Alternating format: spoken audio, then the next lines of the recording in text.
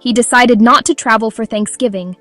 Several months earlier, the mother of his daughters had died. They had separated before her death, but she remained a central part of his routine because of the children. Her absence changed every system that kept the household functioning. He managed work, daycare schedules, meals, and bedtime alone. It was his first year handling every part of parenting without help, and the thought of organizing a holiday trip with 2 toddlers seemed unmanageable. He lived in a city apartment. His sisters, Lauren and Tina, lived nearby. His brother Alex and his mother lived in another state about 2 hours away. Thanksgiving had always taken place at his mother's home, where each family member brought food to share. The plan had been the same for years, and everyone was expected to contribute. 95% of viewers aren't subscribed. Subscribing is free, takes seconds, and makes a real impact. Click subscribe and be part of the growth. Please turn on the bell for more updates. When the holiday approached, he reviewed what the trip would involve. He would need to prepare food, pack clothing and supplies for the children, and navigate the train system during the busiest travel season. Managing the children alone already took most of his energy. Adding cooking and travel made the idea unrealistic. He decided not to attend. He mentioned his plan to Lauren and Tina one evening. He explained that it would be too much to handle this year. They told him he should still come and that he did not have to cook. They said they could handle the food and use his kitchen to prepare it since it had more space. He agreed to that plan. When their mother learned about the arrangement, she contacted him. She said that everyone attending Thanksgiving needed to bring something and that he should not expect special treatment. He explained that his daughters were very young and that traveling with them and carrying food would be too difficult. She reminded him that when she had raised 4 children alone, she had never missed Thanksgiving. He told her that his daughters were toddlers and could not help the way he and his siblings once had. The call ended without agreement. The next morning, Alex called. He said their mother was upset and that he should not be making excuses. He told him that everyone else managed to help, and he should too. He replied that he simply could not this year. Alex said that his decision was selfish and hung up.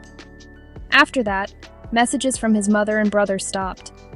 The family group chat, which normally had photos, updates, and jokes, went quiet. Lauren checked in by text and said to ignore the tension. She promised they would handle the cooking. 3 days before Thanksgiving, his mother sent another message. She wrote that if he planned to come, he should at least bring something simple, like dessert. He replied that he would not attend under those conditions. The conversation ended there. On Thanksgiving morning, Lauren and Tina came to his apartment. They told him that their mother would calm down once she saw him and the girls. They said the children should see their grandmother and cousins. After a pause, he decided to go. He packed clothes, diapers, toys, and snacks for the train ride. They boarded the train together. The trip lasted about 2 hours. The sisters carried the food they had cooked. He managed the children and the bags. When they reached the station, they walked the remaining blocks to their mother's house. Their mother opened the door and greeted them. She looked at him and asked whether he had brought anything. He said he had not. She turned back toward the kitchen without comment. Inside, the house was busy. Lauren and Tina placed their dishes on the counter and helped arrange the table. Alex sat in the living room using his phone. The mother moved between the stove and the counter, checking each dish. He stayed near the hallway with the girls, helping them wash their hands and keeping them occupied. Dinner began around 5. Everyone sat at the long dining table. The family started passing dishes and serving food. Conversation focused on work, school, and daily matters. Halfway through the meal, Alex made a remark about people showing up to family events without contributing. The table became quiet for a moment. The topic changed, but the atmosphere did not. After dessert, Alex commented again, more directly this time. He said that everyone else had done their part, and some people needed to take responsibility. No one responded. Their mother remained silent. He stood, gathered his daughter's belongings, and told his sisters that he was leaving. His mother did not speak. He and his daughters left the house and walked to the nearby train station. They caught the next train home. Both girls fell asleep during the ride. When they reached the apartment, he carried the children to their room and laid them in bed. He returned to the kitchen and sat down. His phone buzzed with a message in the family group chat. Alex had sent a photo of the family at the table. Everyone was smiling. His chair was visible at the corner, empty. The caption from their mother's phone read, "Some people forget what family means." He placed the phone on the counter and did not look at it again for a while. After several minutes, another message arrived, this time from an unknown number. It said that he should ask his mother what she had told his daughters before he left.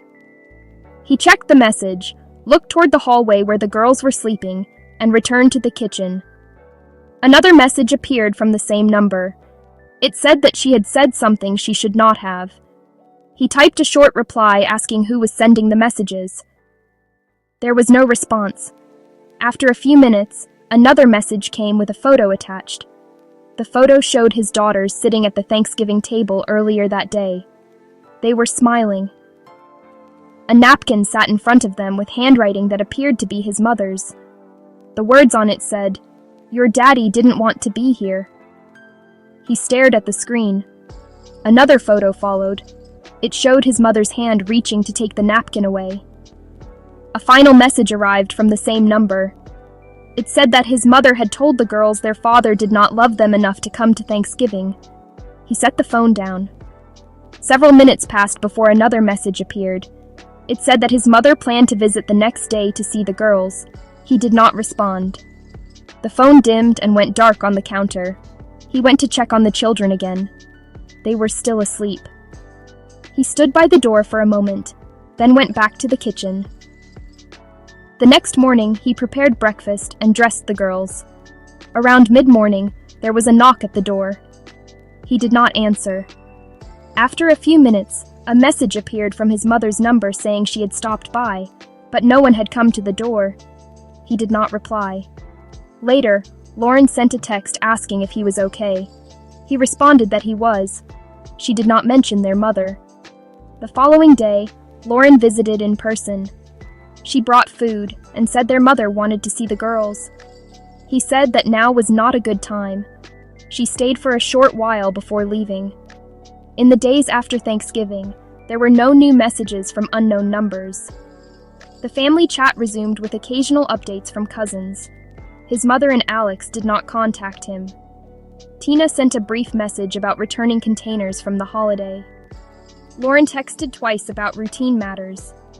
A week later, a new message appeared in the group chat. It was about Christmas dinner. The list of dishes included names next to each. His name was not listed. No one tagged or mentioned him. He did not respond.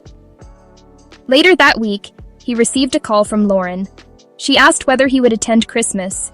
He said he had not decided. She said that everyone wanted to be together again. He said he would think about it and ended the call. That weekend, another message arrived from an unsaved number. It contained no text, only a blank image file that failed to download. He deleted it. No further messages followed. As December went on, communication from his family stayed minimal. The group chat included a few photos of decorations and meals. No one mentioned Thanksgiving or what had happened. His mother did not reach out again. He continued his routine. Each morning, he woke the girls, prepared breakfast, and took them to daycare. Each evening, he picked them up and returned home. The phone remained on the counter where he had left it. The thread with the anonymous messages stayed in his inbox, but unopened. Christmas arrived and passed. He did not travel. Lauren texted once to say the gathering had gone well. He replied with a short acknowledgement. The exchange ended there. January began without contact from his mother or brother. His sisters continued occasional communication about the children. The anonymous number did not send any new messages. He left the old thread untouched. The last message in it was the one about his mother planning to visit. No explanation about who had sent the messages or how they had obtained the photos was ever given. Weeks passed. His daily schedule remained the same. The unanswered messages stayed saved in his phone memory. Nothing else about the situation changed. The following spring, family communication returned to a normal rhythm of group messages and brief updates. None of them referred to Thanksgiving. The anonymous number never contacted him again. The issue was never addressed by anyone, and no one provided an explanation for what had occurred. The thread on his phone remained where it was, ending with the message about his mother's planned visit. No additional messages appeared after that, and the matter was left unresolved. Thanks for watching Story Frame. Don't forget to like, subscribe, and turn on the bell for more updates. See you in the next video.